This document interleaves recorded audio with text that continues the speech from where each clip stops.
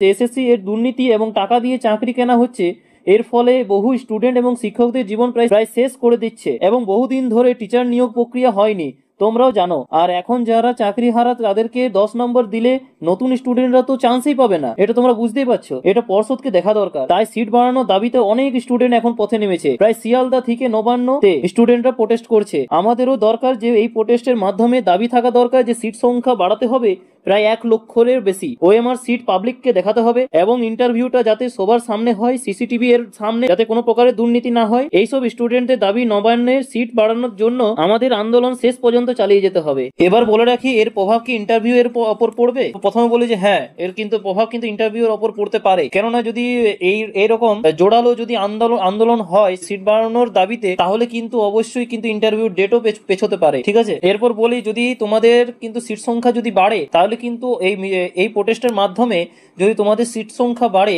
তাহলে কিন্তু তোমাদের অবশ্যই কাট অফটা কিন্তু সত্যিই কমবে। আর যদি সে এই প্রোটেস্টটা যদি খারিজ করে দেয়, তাহলে কিন্তু তোমাদের ইন্টারভিউ ডেটটা কিন্তু পেছোবে না, সেই ডেটই থাকবে। এত তোমরা যা প্রিপারেশন নিয়েছো এবং যা ইন্টারভিউর জন্য প্রিপারেশন নিয়েছো, তা কিন্তু অবশ্যই তোমরা আরো ভালো করে প্র্যাকটিস করো এবং যাতে ওখানে কিছু প্রবলেম যাতে না হয়। এবারে বলি যে যারা টিচিং এক্সপিরিয়েন্সের জন্য যে 10 নম্বর পাচ্ছ, যারা টিচার থেকে বরখাস্ত হয়েছেন, ঠিক আছে, তাদের যে 10 নম্বর যে বাড়তি দেওয়া হবে, সেটার ওপর কি কোনো ইফেক্ট পড়বে? আমার মতে কিন্তু সেটার ওপর কোনো ইফেক্ট পড়বে না।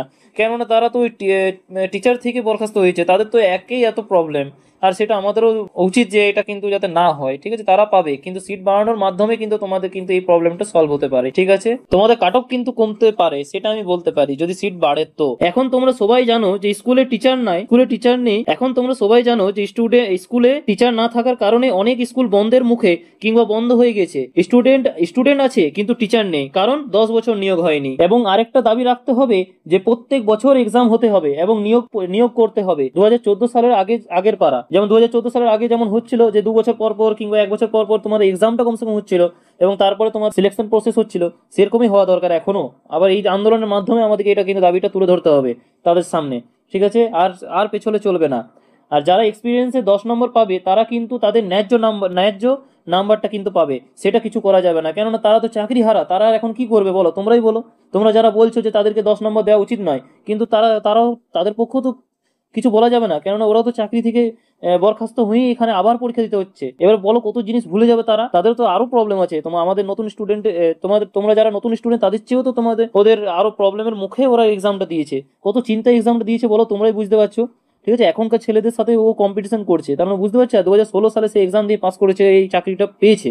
তো ওদেরকে কিন্তু 10 নম্বরটা দেওয়া উচিত। ঠিক আছে, আর তাছাড়া তোমরা যেটা চাইছো সেটা কিন্তু অবশ্যই SLST 3 কিন্তু হওয়া দরকার।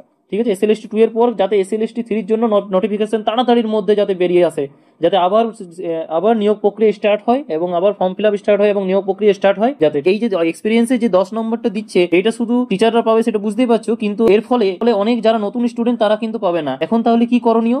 এখন তাদের একটাই করণীয় যে এখন আন্দোলনটা অবশ্যই চালিয়ে যেতে হবে এবং দাবি একটাই যে সিট কিন্তু বাড়াতে